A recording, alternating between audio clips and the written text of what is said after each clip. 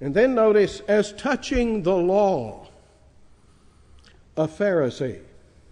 Now I realize that probably doesn't carry the same power and import to us as it did to them, but to be a Pharisee in that day was to be a very special person. I remember reading this somewhere. I kept trying to find it, never could find the reference, but I read somewhere that there were only about 10,000 Pharisees. You know, we tend to think they're like Southern Baptists or Methodists. You know, there's millions of them. No, just a handful, really. In proportion to the whole population, just a small fraction of 1% are Pharisees. Because to be a Pharisee cost you something. It meant that you were the best of the best. You were the cream of the crop. It meant, as Paul himself, when he gives a defense to King Agrippa, he says, I was a Pharisee, the straightest sect of my religion. The straightest, the strictest sect. You see, the Sadducees, they were sort of laid back. These Sadducees were pretty liberal. They say, well, we believe the Torah, the first 5 books of the law are inspired, but all this other stuff's just sort of window dressing, so we can either do it or not. We're pretty easy to get along with. The Pharisees said, oh, no way, Jose. Not only do you have the Torah, you have the prophets, you have the Psalms, and you have the oral tradition. It's sort of the two extremes, with the Sadducees on the one hand taking away from inspired Scripture, the Pharisees adding to inspired Scripture. Remember how Jesus said, you teach for doctrine the commandments of men. You've added your commandments to God's commandments. So here you have the two extremes.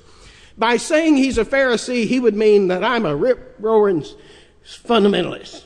I'm a Bible thumper. I'm a Bible believer. I am not one of those liberal Sadducees. You see, they didn't believe in miracles. They didn't believe in angels. They didn't believe in the resurrection. The Pharisees were champions of all of those things. And so Paul says, you want to check my fleshly religion? I belong to the strictest party, the strictest denomination of Jews. And then he says, concerning zeal. Zeal means you're going to put feet to your prayers. That you just don't talk a good game. You get out there and play it. Okay? Zeal. It brings back the example of old Phinehas. You remember Phinehas? He was Aaron's grandson. They were camped among the Midianites just across the Jordan River, getting ready to go into the Promised Land. And these Moabites, they were pretty smart. Nothing worked. They tried to hire Balaam to curse them. That didn't work too well. So Balaam said, I'll tell you how to get them in trouble with their God. Bring out the girls. And they brought these Midianitish women to seduce the men of Israel down to the table of Baal at Baal Peor. You can read about it in the book of Numbers, about chapter 25. They seduced the men down to worship Baal and sit and partake of the feast.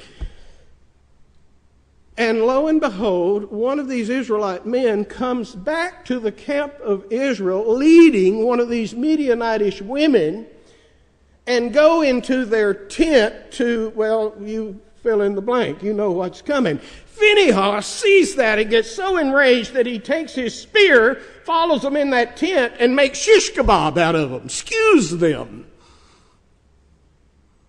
And God says, you can go back and read it, if it hadn't been for the zeal of Phinehas, I'd have killed you all. So in other words, you have Phinehas as this wonderful example of someone who is so enraged over sin and over the violation of the covenant that he didn't just pray, he put feet to his prayer. He put a spear to his prayers. And so Paul says, you want to know about zeal? I persecuted the church.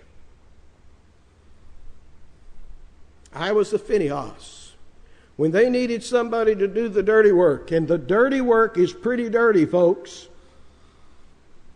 He was going to Damascus to do what he had been doing in the cities of Judah, to haul back to Jerusalem the Christians there in chains so that they could be beaten and scourged to the point that they would deny Christ. That's his work. That's his job, is to get Christians to blaspheme Christ.